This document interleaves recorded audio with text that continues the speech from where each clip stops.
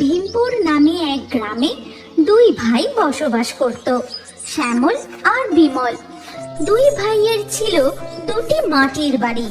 তাদের বাড়ি আলাদা হলেও দুই ভাই ও তাদের বউদের মধ্যে ছিল খুবই মিল। ছোট বউ, ও ছোট বউ, তোর ঘরে একটু চিনি হবে রে।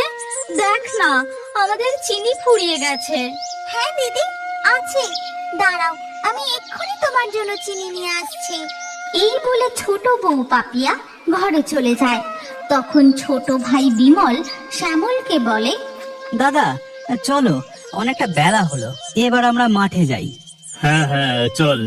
এই বলে শ্যামল আর বিমল মাঠের দিকে চলে যায়। তারপর বিকেল গড়িয়ে সন্ধে হতেই তারা বাড়ি ফিরে আসে। আজ বুঝি জমিতে অনেক কাজ ছিল, তোমাদের ফিরতে এত দেরি হলো যে? যাই হোক, হাত মুখ ধুয়ে দাওয়ায় বসো, আমি চা করে নিয়ে আসছি। তখন ছোট বউ পাপিয়া উঠানে সন্ধে দিচ্ছে। এমন সময় হঠাৎ, কে কে ওখানে? ধানের গোলার পেছনে কে? কেউ কোনো সাড়া দেয় না। পাপিয়া প্রদীপ হাতে দাঁড়িয়ে পড়ে। এই দেখে দাওয়ায় বসে চা খেতে খেতে বিমল বলে, কি গো, তুমি ওখানে ওইভাবে প্রদীপ হাতে দাঁড়িয়ে রইলে যে? ওখানে কাকে খুঁজছো? দেখো না, মনে হলো কে যেন ধানের গোলার পেছনে লুকিয়ে পড়লো। এত ডাকছি, সাড়া দিচ্ছে না। হ্যাঁ, এ কি বলছিস ছোট? ধানের গোলার পেছনে কেউ লুকিয়ে পড়লো? কই গো, শুনছো?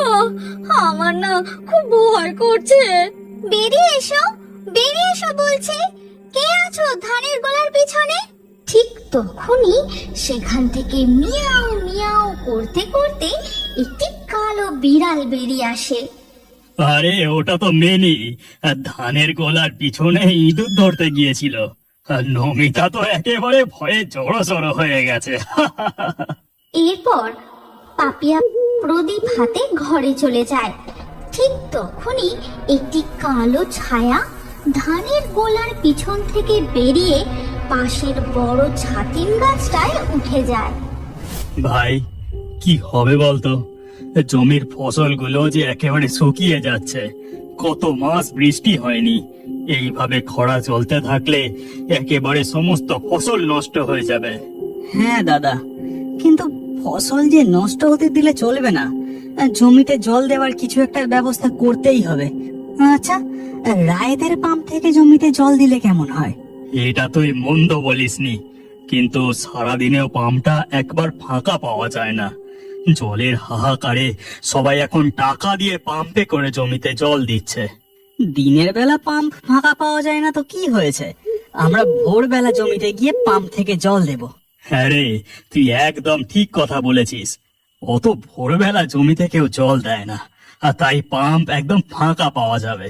হঠাৎ তখনই ছাতিম গাছ থেকে তীব্র ছাতিম ফুলের গন্ধ ভেসে আসে। পাপিয়া ঘর থেকে বেরিয়ে বলে, আহ, কি সুন্দর ছাতিম ফুলের গন্ধ! গোটা বাড়ির উঠোন যেন গন্ধে ম ম করছে। হ্যাঁ সত্যি তো, কি সুন্দর গন্ধ! ছাতিম গাছটায় অনেক ফুল ফুটেছে, আমরা এতক্ষণ পাইনি। তুমি বলতেই নাকে গন্ধটা এলো। শুনেছি ছাতিম ফুলের গন্ধে নাকি তেনারা আসেন। চলো চলো, অনেক রাত হলো, এবার সবাই ঘরে গিয়ে শুয়ে পড়ি। চলো তবে। হ্যাঁ রে বিমল, তোকে তো কথাটা বলা হলো না। কাল একদম ভোর ভোর তুই আমি জমিতে গিয়ে পাম্পে করে জল দেব। ঠিক আছে দাদা। এরপর উঠান থেকে যে যার নিজেদের ঘরে চলে যায়। গিন্নি, তুমি আমাকে ভোরবেলা ডেকে দিও, জমিতে যেতে হবে। ঠিক আছে, চলো এবার ঘুমিয়ে পড়ি। এরপর সবাই ঘুমিয়ে পড়ে। জ্যোৎস্না রাতের আলোয় গোটা গ্রাম একেবারে ঝলমল করছে। ছাতিম গাছটা থেকে একটা হুতুম পেঁচা জোরে ডেকে ওঠে। নিশুতি রাত তার আপন গতিতে বইতে থাকে। বিমল, বিমল, কই রে?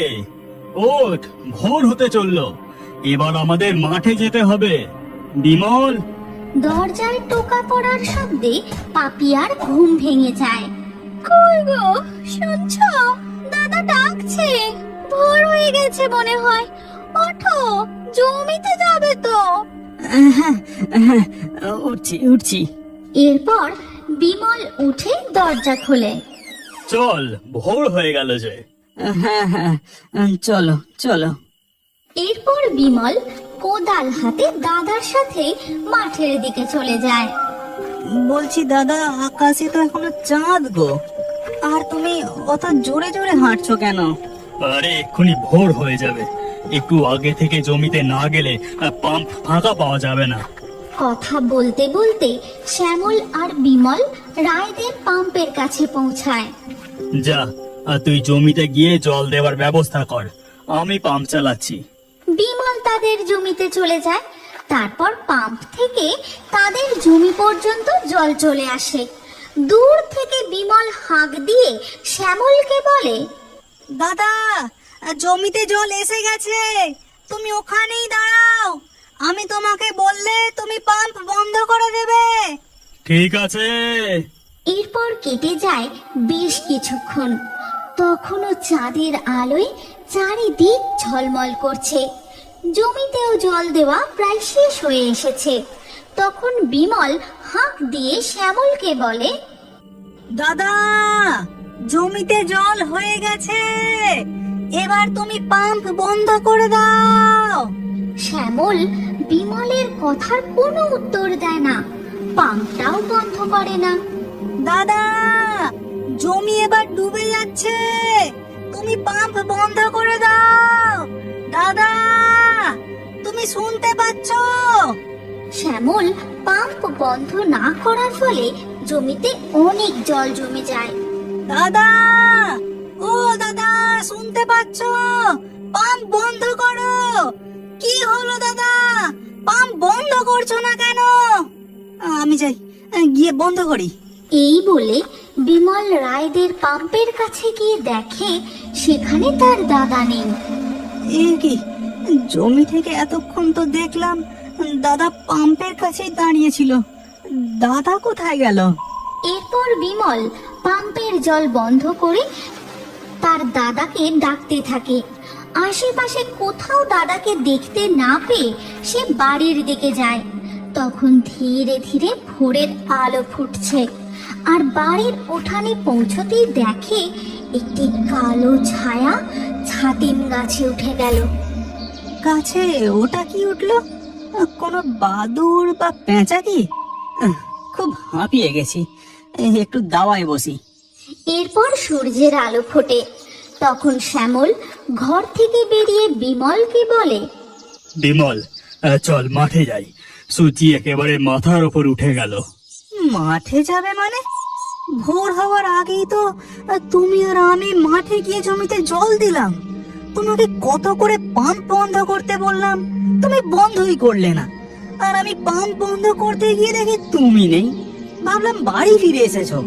সে কি রে বিমল, এ তুই কি বলছিস? আমি খুব ঘুমিয়ে পড়েছিলাম, ভোরে উঠতে পারিনি, এই চোখ খুললো, আর তুই অত বড় জমিতে একা জল দিয়ে ফিরে পড়লি? অত বড় জমিতে জল দিতে কম করে 4 থেকে 5 ঘন্টা সময় লাগে। তার মানে তুই ভোরবেলা নয়, মাঝরাতে জমিতে গিয়েছিলিস? শ্যামলের কথা শুনে বিমল পুরো হতবাক হয়ে যায়। সে কিছুই বলে না। তখন ছোট বউ পাপিয়া এসে বলে, এটা কি করে সম্ভব? তার মানে আপনি দরজা ধাক্কা দেননি? মাঝরাতে তাহলে কে এসে ডেকে নিয়ে গেল? কই গো, তুমি কার সাথে জমিতে জল দিয়ে এলে? ঠিক তখনই তাদের উঠোনের ধানের গোলার পিছন থেকে কালো বিড়ালটা বেরিয়ে বাড়ির বাইরে কোথায় যেন চলে যায়। একদিন সন্ধেবেলা পাপিয়া আর নমিতা দুই বউ তাদের উঠানে বসে মুড়ি ভাজার কথা আলোচনা করতে থাকে। ছোট, কাল ভোর ভোর উঠে মুড়ি ভাজতে হবে। উঠোনের ওই বড় উনুনটায় তুই আর আমি মিলে মুড়ি ভাজবো, তাহলে তাড়াতাড়ি হয়ে যাবে। ঠিক আছে দিদি, কাল ভোরে উঠে আমি তোমাকে ডাকবো। পাপিয়া আর নমিতার কথাগুলো তাদের উঠানের সেই ছাতিম গাছের ডালে পা ঝুলিয়ে বসে শুনতে থাকে এক ভয়ঙ্কর ডাইনি। আর সে একটি চাপা অট্টহাসি হেসে ওঠে।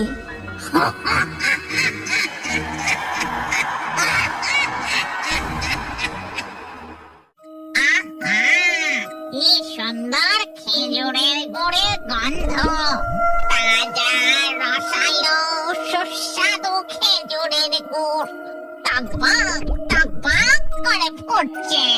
খেজুর গুড় খেকো ডাইনি আড়াল থেকে পাঁচুদের বাড়ির উঠানের দিকে একভাবে তাকিয়ে থাকে, কারণ উঠানে পাঁচুর বউ খেজুর গুড় তৈরি করছে। গিন্নি, এই দেখো, আরো 2 হাঁড়ি রস পেরে নিয়ে এসেছি। আরো জোরে উনুনে জাল দাও, কাল পৌষ পার্বণ। কালকের বাজারে শুধু আমার কাছে টাটকা খেজুরের গুড় পাওয়া যাবে, আর আমি চড়া দামে বেচবো। কি বলো গিন্নি? এই পাড়ার সব খেজুর গাছের হাড়ি তো ফাঁকা করে দিয়েছ মনে হয়। তা বলি কি, ও পাড়ার চৌধুরীদের বাগান থেকে রস নিয়ে এসো না, তাহলে আরো খেজুরের গুড় তৈরি হবে। এই না হলে পাঁচুর বউ। তুমি মন্দ বলনি গিন্নি, তুমি এই দিকটা সামলাও, আমি গিয়ে চৌধুরী পাড়ার খেজুর গাছের হাঁড়িগুলো সাবার করে দিয়ে আসি। এই কথা বলে পাঁচু খেজুর রস চুরি করতে চৌধুরী পাড়ার দিকে চলে যায়। খেজুরের গুড়টা প্রায় তৈরি হয়ে এসেছে, আমি যাই ঘর থেকে একটা বড় হাঁড়ি নিয়ে আসি। এই গুড়টা তুলে রাখতে হবে।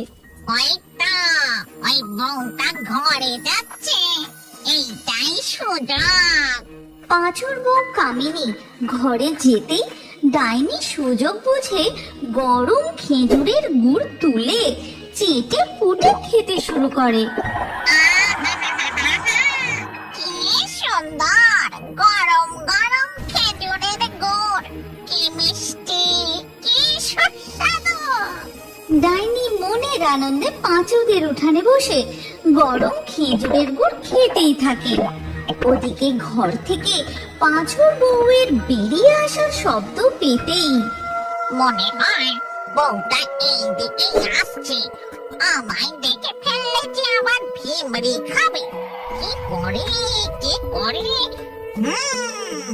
ওই খেজুর গাছে একটা হাঁড়ি ঝুলছে দেখছি, যাই ওর মধ্যেই ঢুকে পড়ি।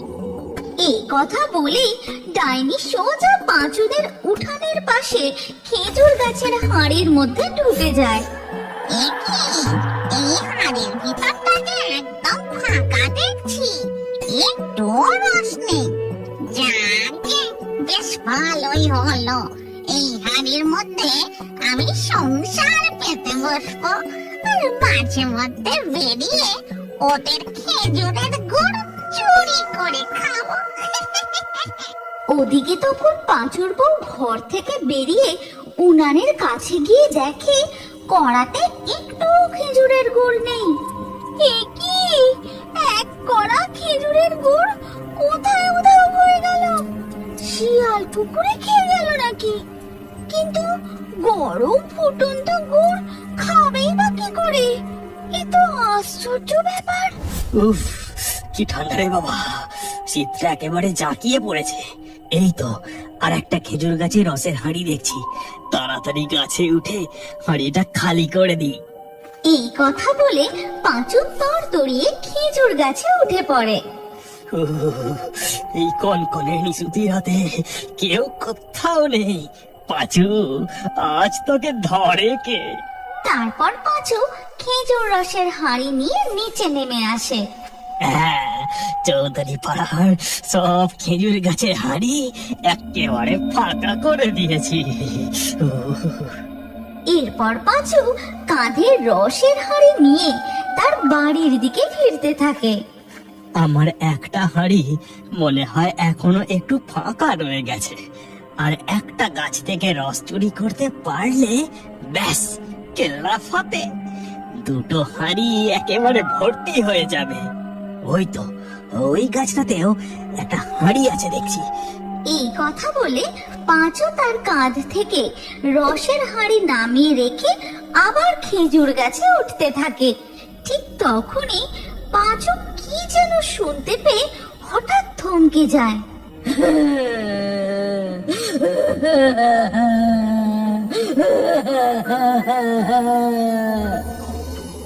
এ কি, এই নিশুতি রাতে জঙ্গলের মধ্যে কে কাঁদে? আওয়াজটা যেন খুব কাছ থেকেই আসছে।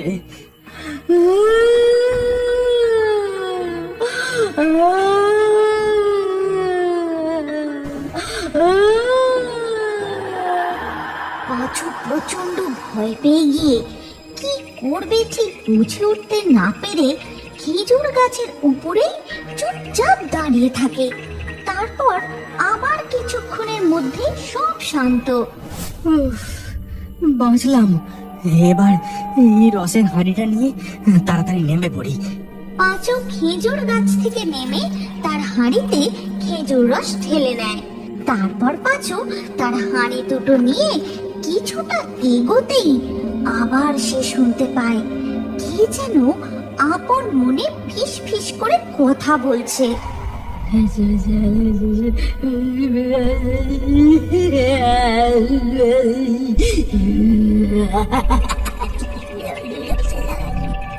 পাঁচু ভয়ে কাঁপতে কাঁপতে ধীর পায়ে এগোতে থাকে।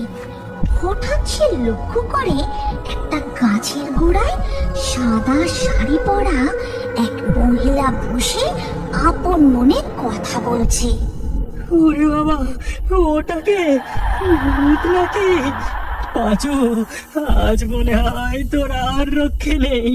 রাম রাম রাম রাম রাম রাম। পাঁচু আর দু এক পা এগোতেই ওই সাদা শাড়ি পরা বউটি একদম পাঁচুর সামনে চলে আসে আর বলে, কি রে, ভেবেছিলিস আমাকে এড়িয়ে ঘরে চলে যাবি? আমার যে থাকার কোনো ঘর নেই। এই ঠান্ডা কনকনে শীত আমি আর সহ্য করতে পারছি না। এবার আমি তোর ঘরে চেপে তোর ঘরে গিয়ে ডেরা বাঁধবো।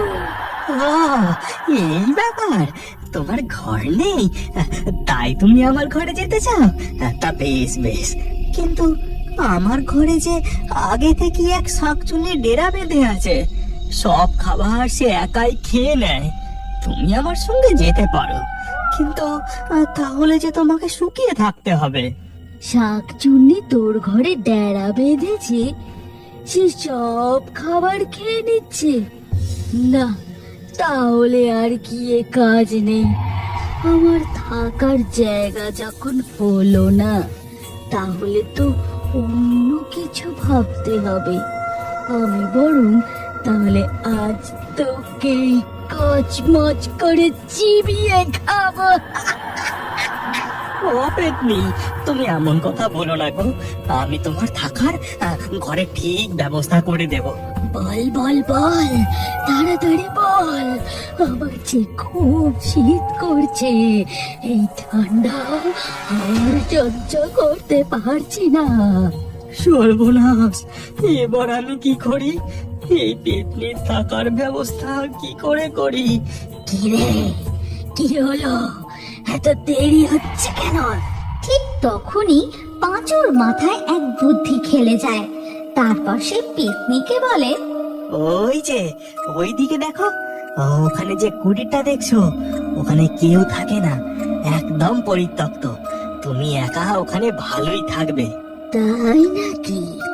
কিন্তু কোনো মানুষ এসে যদি উৎপাত করে আমাকে তাড়ায়, তাহলে দেখবি তোর একদিন কি আমার একদিন। এই বলেই সাদা শাড়ি পরা পেতনি উড়ে সোজা চলে যায় ওই কুটিরের ভিতর। রাম রাম রাম রাম রাম রাম। এই যাত্রায় কোন রকম বেঁচে গেছি, আর কখনোই জঙ্গলে আসবো না। পাঁচু, পালা, তাড়াতাড়ি পালা। দৌড়তে দৌড়তে পাঁচু সোজা তার বাড়ির উঠানে পৌঁছায়। এ কি, আমার বউ কোথায় গেল? কড়াই গুড় নেই, উনুন জ্বলছে না। আমার আসতে দেরি হচ্ছে দেখে ঘুমিয়ে পড়লো নাকি? এরপর পাঁচু এগিয়ে গিয়ে দরজায় টোকা দেয়। কামিনী, ও কামিনী, দরজা খোলো গো, কামিনী। কি গো, তুমি এভাবে হাঁপাচ্ছ কেন? কি হয়েছে? ধরা পড়ে গিয়েছিলে নাকি? কই দেখি, পিঠে কগা লাঠির বাড়ি পড়লো। উফ, গিন্নি তুমি থামো তো। আমি ধরা টরা পড়িনি, আমি এক পেতনির ফাঁদে পড়েছিলাম। এ তুমি কি বলছো গো? সে তোমায় কামড়ে দেয়নি তো? আচ্ছা, তোমার ঘাড়ে চেপে আবার ঘরে চলে আসেনি তো? না না, আসেনি। আমার বুদ্ধির কাছে ভূত প্রেত ডাইনিও বোকা হয়ে যায় গো। আমি বললুম আমার ঘরে এক শাকচুন্নি আছে, সে সব খাবার খেয়ে নেয়। আমার ঘরে গেলে তুমি না খেতে পেয়ে শুকিয়ে শুকিয়ে আবার মরে যাবে। বাবা, তোমার কি বুদ্ধি, কি বুদ্ধি! কিন্তু জানো, আমি না ঘরে হাঁড়ি নিতে এসেছিলাম, তারপর বাইরে বেরিয়ে দেখি কড়াতে একটুও গুড় নেই। কিন্তু গরম ফুটন্ত গুড় কোথায় উধাও হয়ে গেল? কি জানি বাপু, আমি তো কিছুই বুঝতে পারছি না। চলো কামিনী, আমি যেটুকু রস চুরি করে নিয়ে এসেছি, তাড়াতাড়ি গুড় বানিয়ে নিয়ে শুয়ে পড়ি। সকাল হলেই গুড় হাটে নিয়ে যেতে হবে। হ্যাঁ, তাই চলো। এরপর পাঁচু ও তার বউ কামিনী মিলে উনুন জ্বালিয়ে আবার গুড় বানাতে শুরু করে। আর সেই গরম গুড়ের গন্ধ গিয়ে পৌঁছায় খেজুর গাছের হাঁড়ির মধ্যে। আবার গুড় তৈরি হচ্ছে, কি মজা! এরপর গুড় তৈরি হয়ে গেলে গুড়ের হাঁড়িটা পাঁচু ও তার বউ রান্নাঘরে নিয়ে গিয়ে রেখে দেয়। তারপর তারা তাদের ঘরে গিয়ে শুয়ে পড়তেই সব শান্ত, এবার মনে হয় ওরা ঘুমিয়ে পড়েছে। আমি যাই, তারপর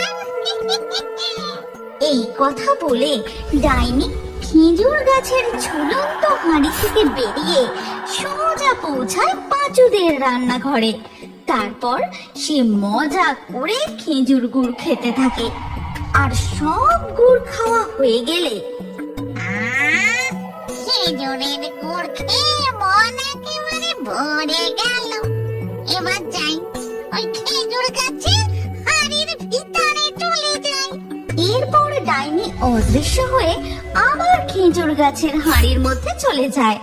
আর পরের দিন সকাল হতেই পাঁচুর বউ রান্নাঘরে গিয়ে দেখে গুড়ের হাঁড়ি একদম ফাঁকা। চারিদিকে খেজুরের গুড় ছড়িয়ে ছিটিয়ে পড়ে আছে। এই কি অনাসৃষ্টিকাণ্ড! ওগো, তাড়াতাড়ি রান্নাঘরে এসে দেখো, সব গুড় আবার কেউ খেয়ে চলে গেছে। আর ওদিকে পাঁচুদের উঠানের ধারে খেজুর গাছের হাঁড়ির মধ্যে ডাইনি তো বেশ জাঁকিয়ে সংসার পেতে বসেছে।